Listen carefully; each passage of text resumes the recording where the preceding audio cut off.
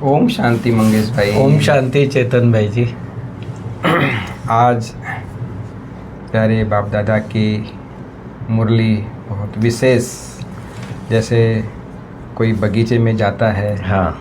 और फूलों को देखता है तो कैसे बाबा का कैसे चिंतन चला है और कैसे बगीचे में जैसे चैतन्य फूलों को देख रहे हैं, वो बाबा हम चैतन्य फूलों को देख रहे हैं। कई फूल तो फूल भी कई प्रकार के होते हैं, जो कोई जल्दी मुरझा भी जाते हैं और उसमें कांटे वाले भी होते हैं कई, और कोई खुशबू वाले भी नहीं होते हैं। हाँ। तो बाबा हम बच्चों को खास एक तो बागवान और माली कैसा है उसके आधार पर भी फूल होते हैं, उनकी जैसी पालना होती है। तो हमारा बागवान तो शिव बाबा है, और जितने भी सेंटर्स में हमारी बहनें हैं सब माली है ना। सब हर एक अपने अपने बगीचे को और कैसे कैसे तैयार करते हैं, है ना? तो बाबा आज खास कह रहे हैं कि चैतन्य फूल जो खुशबू देने वाले बनना है। खुशबू देने वाला अर्थात अपने में दिव्य गुण, दिव्य शक्तियाँ, दिव्यता कहो, या हमारे में वो हमारे जो बोल हों, हमारे जो देखने का नज़रिया, हमारा चाल चलन हो, मतलब दूसरों को सुख देने वाला हो, वो कहेंगे उसको खुशबूदार बनना। माना किसी को भी हमारे से किसी भी प्रकार का दुख ना हो, और हर एक को हमसे प्रेरणा ही मिले, या हमसे उसको अच्छा लगे देखने में। जैसे फूल हम देखते हैं जी, तो कैसा लगता है बहुत कि अरे वो कितना सुंदर फूल है। माना कितना भी चिंता में हो, फिक्र में हो, ऐसा आकर्षित हो जाता है व्यक्ति, है ना। फूलों के बगीचे में जाता है और कितना रिलैक्स, आकर्षित, और उसकी खुशबू आती है। और माना एक इमेजिन करो हम उसमें फूलों के बगीचे में जा रहे हैं, तो ऐसे ही ये हमारा चैतन्य फूलों का बगीचा है। तो हमारे इतने सारे भाई, मधुबन क्यों अच्छा लगता है? क्योंकि मधुबन में इतने सारे सबको सबकी भावना रहती है कि जो भी आए सबको बाबा के घर से सुख मिले, है ना, शांति मिले, सब खुश होके जाएं, हैं, सब बाबा को परमात्मा को अनुभव करके जाएं, अपना जीवन श्रेष्ठ बना के जाएं। ये भावना से सब सेवा भी करते हैं और रहते हैं, और इतनी पवित्रता के साथ रहते हैं, तो उसका भी असर पड़ता है। तो बाबा खास हम बच्चों को आज खास कह रहे हैं कि खुशबूदार फूल बनना है। इसके लिए अनेक प्रकार की कई धूल मिट्टी और ऐसा चढ़ जाता है जिसमें पानी नहीं मिलता है या धूप ज़्यादा हो जाती है ना। तो अनेक प्रकार के, तो ये सब चीज़ें भी हमें माना ध्यान रखना है कि हमारा संग कैसा है, हमें कैसे, मतलब हमारा ज्ञान योग की हमारी धारणा कैसी है, उसके आधार पे भी हमारा, जैसे बाबा कहते हैं ना, खिला हुआ चेहरा फूलों की तरह होना चाहिए। ऐसा मुरझाया हुआ फूल को कौन तोड़ता है? बिल्कुल। बोले नहीं, ये तो पहले से मुरझाया है। ऐसे हम कोई मुरझाए हुए रहे तो हमारे साथ कौन शेयर करना चाहेगा, या रहना चाहेगा, या बातचीत करना चाहेगा, या हमसे ज्ञान लेना चाहेगा, है? तो इसलिए बाबा खास आज फूलों के बगीचों को देख रहे हैं। अनेक प्रकार से बाबा हम बच्चों को आज फूलों से संबंधित पूरी मुरली में समझा रहे हैं। तो आज मैं वही मुरली पढ़ रहे थे, तो वही सोच रहा था कि हमारे में कितनी माना यह दिव्यता है, या हमारे में कितनी खुशबू भरी है, या हमारे में कितना वो आकर्षण है, रूहानी आकर्षण ना, दुनिया वाली आकर्षण नहीं। दुनिया में तो अनेक प्रकार के अपने शरीर को सजाने वाला होता है, लेकिन बाबा कई बार कहते हैं ना, यदि देही अभिमान स्थिति, जैसे कल की मुरली थी व्यक्त मुरली की, माने जैसे देह अभिमान नेचुरल हो गया है ना, उसको ये नहीं करना पड़ता पुरुषार्थ। ऐसी देही अभिमान स्थिति नेचुरल हो जाए, वो है सच्चा फूल, जो मैं आत्मा हूँ। जैसे सम्मान की माला बाबा ने बताई कि हम कितने हमें सम्मान मिले हुए हैं, या तो सम्मान में रहते हैं या तो देह अभिमान में रहते हैं। यदि हम सम्मान में नहीं हैं तो देह अभिमान फाइनली है। तो वो बहुत सूक्ष्म चीज़ है। हम जैसे जैसे हम उसको अनुभव करते जाएंगे, तो हमें अभी वो ऐसा फूल बनना है जो सबके लिए सिंपल भी हो, आकर्षण का केंद्र भी हो, सबको एक लुभावना वाला बने। हमारे चाहे बोल से, हमारी दृष्टि से, हमारे कर्मों से, व्यवहार से सबको सुख मिले। और आगे आप और बताएंगे। हाँ जी चेतन भाई जी, आज हम 27/4/2026 की मुरली पर विचार सागर मंथन कर रहे हैं। तो बाबा कहता है, मीठे बच्चे तुम्हें फूल बन सबको सुख देना है। फूल बच्चे मुख से रतन निकालेंगे। तो मैं सोच रहा था कि फूल, वैसे फूल शब्द के 3 मीनिंग होते हैं। ये जो फूल है ये हिंदी वाला फूल है जो फ्लावर कहते हैं, और बाबा का अर्थ मतलब सारी मुरली में उसी फूल से संबंधित है। बाकी अंग्रेजी में फूल शब्द के एक तो फूल माना भरा हुआ है, ये ग्लास फुल है या बर्तन जो है फुल है, भरा हुआ है, तो उसको कहते हैं। या ज्ञान योग से आत्मा भरपूर है तो उसको कहेंगे फूल है। और एक फूल माना FOOL फूल भी होता है, वो फूल माना मूर्ख को भी ऐसे।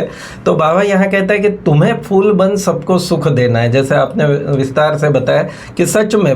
और आप देखेंगे, आप तपस्या धाम में ही देखिए, इतने छोटे छोटे फूल होते हैं, कोमल कोमल फूल, लेकिन इतनी कड़ी धूप में भी वो कैसे सहन करते हैं। और वंडर है ये भी प्रकृति का, तो बहुत सुंदर लगता है। और वो फूल आकर्षित करते हैं।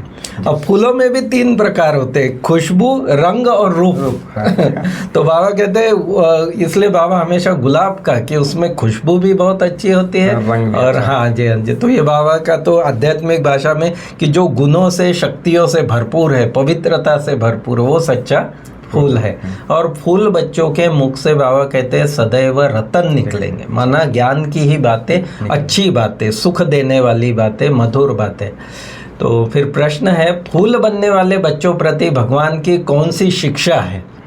अब फूल बना रहा है तो शिक्षा भी क्या दे रहा है, जिससे वह सदा खुशबूदार बना रहे। फूल तो बने लेकिन फूल में खुशबू आ जाए। तो हे मेरे फूल बच्चे, तुम अपने अंदर देखो कि मेरे अंदर कोई आसुरी अवगुण रूपी कांटा तो नहीं है। क्योंकि कई बार फूल लेने जाते हैं तो कांटा लग जाता है एकदम। तो बाबा कहते हैं ये कांटा हमारे अंदर नहीं होना चाहिए। अगर अंदर कोई कांटा हो तो जैसे दूसरों के अवगुण से नफरत आती है, वैसे अपने आसुरी अवगुण से नफरत करो। ये भी अपने अवगुणों को निकालने की बहुत अच्छी बात। हाँ, क्योंकि हम दूसरों को देखते हैं तो उनको तुरंत घृणा आ जाती है, जबकि हम दूसरों को अवगुण देख के नफरत। हाँ, हमें आत्माओं से नफरत नहीं करनी है, दूसरों से नफरत नहीं करनी है। अपने जो अवगुण है, हाँ, नफरत करने के बाद ही किनारा करते हैं। हाँ जी। यदि हम उसको प्यार, जिससे प्यार होता है, उससे किनारा हो ही नहीं सकता है। नहीं। इसलिए बाबा खास ये सब कह रहे हैं। हाँ जी हाँ जी वही। वैसे अपने आसुरी अवगुणों से नफरत करो तो कांटा निकल जाएगा, है ना। अपने को देखते रहो, मनसा वाचा कर्मणा, ऐसा कोई विकर्म तो नहीं होता है जिसका दंड भोगना पड़े। ये तो ईश्वरीय नियम है, लॉ ही है कर्मों का, कि अगर ऐसा कर्म करेंगे तो दंड भोगना ही पड़ेगा। मनुष्य सब है देह अभिमानी, इसलिए उन्हों को जंगल का कांटा कहा जाता है। कांटे का मूल जो आधार है वो है देह अभिमान, बस, बाकी कुछ नहीं। देह अभिमान के कारण से काम, क्रोध, लोभ, मोह, अहंकार या सूक्ष्म जो भी माया जो कुछ होता है, हाँ जी हाँ, तो वो है सबसे बड़ा कांटा। है मनुष्य, परंतु एक दो में जानवरों मिसल लड़ते झगड़ते रहते हैं। ये तो देख ही रहे हैं रोज की परिस्थितियाँ। घर घर में झगड़ा लगा हुआ है, विषय सागर में ही सब पड़े हैं। यह सारी दुनिया बड़ा भारी विष का सागर है। सच में, आप न्यूज़पेपर खोलो, कोई चैनल देखो, कुछ भी देखो, काम, क्रोध, लोभ, मोह और अहंकार, इन 5 से वशीभूत ही सारे समाचार होंगे। तो बाबा कहते हैं सारा जो दुनिया, कलियुगी दुनिया विष से भरा हुआ सागर है, जिसमें मनुष्य गोते खाते। जैसे दुनिया में कहते हैं ना, परमात्मा सर्वव्यापी। हाँ जी हाँ जी। लेकिन सर्वव्यापी रावण हो गए। तो ये विकार जो है, हाँ, ये सर्वव्यापी हो गए। और दुख, अशांति, तनाव, टेंशन सब मतलब इतना बढ़ गया है कि पूछे में। बाबा है भगवान और तुम ब्रह्मा, कुमार, कुमारियाँ हो माली। हाँ, बाबा एक शिव बाबा ही भगवान है, बाकी बाबा कहते हैं ब्रह्मा बाबा भी माली है। लेकिन बाबा ने बड़ी अच्छी बात बताई कि मालियों को अपने अपने बगीचे में देखना और जगह भी जाते हैं, लेकिन ये माली जो है ब्रह्मा बाबा, इसके साथ भगवान खुद बैठा हुआ है, इसलिए ये कहीं ज़्यादा इधर उधर जाता नहीं है। उनको सुप्रीम माली भी कह सकते हैं। हाँ जी बराबर। किस्म किस्म के माली भी होते हैं, कोई तो अनाड़ी भी है जो किसको आप समान नहीं बना सकते, ऐसे भी होता है। खेती बाड़ी या बगीचा करने वाला वो अनाड़ी होगा तो वो प्रॉपर उसको कर नहीं पाएगा उसको। तो बाबा कहते हैं ऐसे ही बाबा के बच्चे भी हैं हर प्रकार के। बाप कहते हैं मैं तो निष्कामी हूँ और दूसरा परोपकारी हूँ।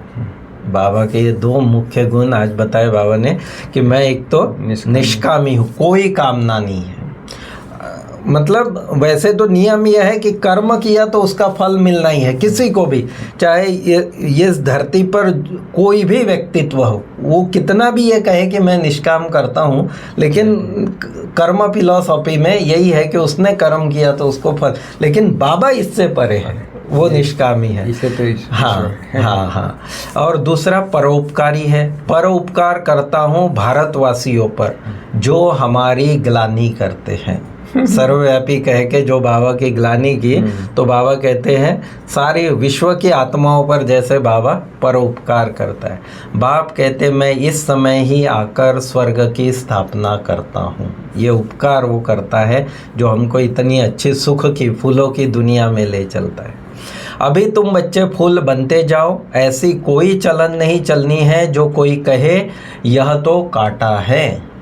कितना अटेंशन वाली बात। हमेशा फूल बनने के लिए पुरुषार्थ करते रहो, माया कांटा बना देती है, इसलिए अपनी बहुत बहुत संभाल कर, क्योंकि सारा एनवायरनमेंट जो है, वैश्विक एनवायरनमेंट का हो या ये कलियुग है, कंप्लीटली माया का ही है, कांटों का ही है। इसलिए बाबा कहते हैं अपनी संभाल करो।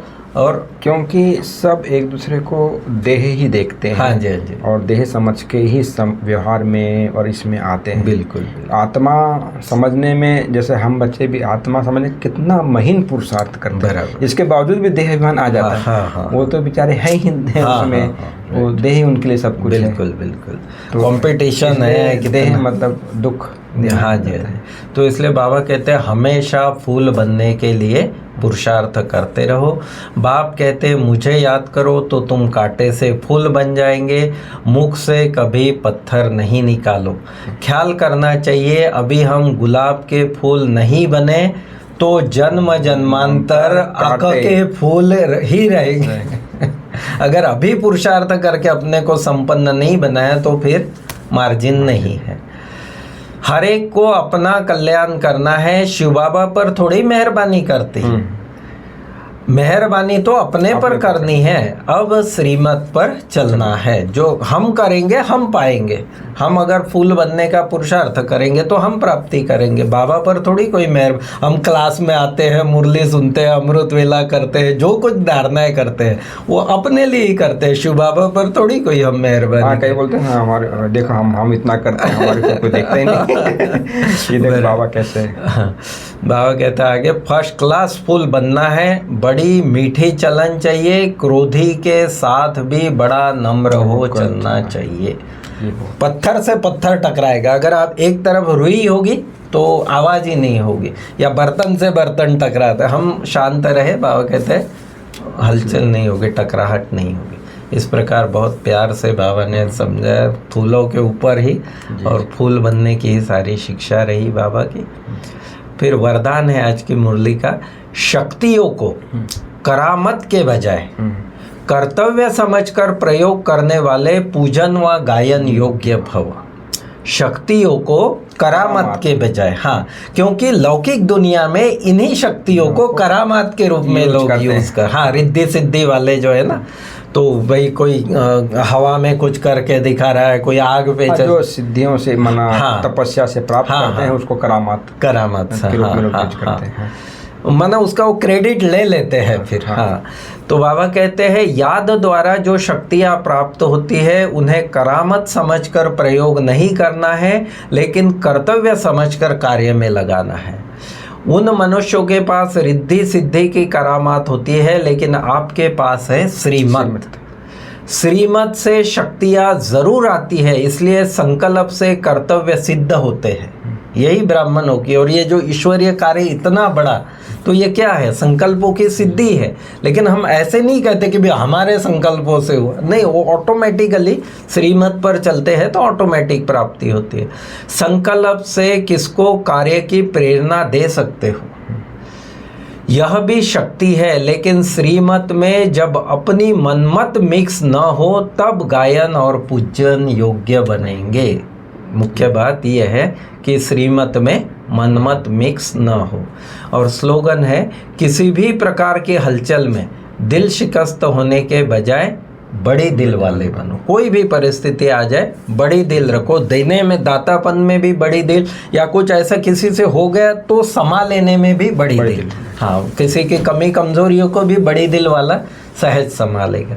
और अव्यक्त इशारा है, मधुरता और नम्रता का गुण धारण करो। ये खास अप्रैल मास के लिए है, मधुरता और नम्रता। जो सरल चित्त है वही मधुरता के गुण से संपन्न है, वही सदा हर्षित रहते हैं। हर्षित चित्त है तो सबको आकर्षित करते हैं। जैसे फूल बाबा ने बोला, तो फूल माना ही हर्षित चित्त। हर्षित चित्त है तो सबको आकर्षित करते हैं। हर्षित का अर्थ ही है अतीन्द्रिय सुख में झूमना और ज्ञान का सुमिरन करना। ओम शांति। ओम शांति।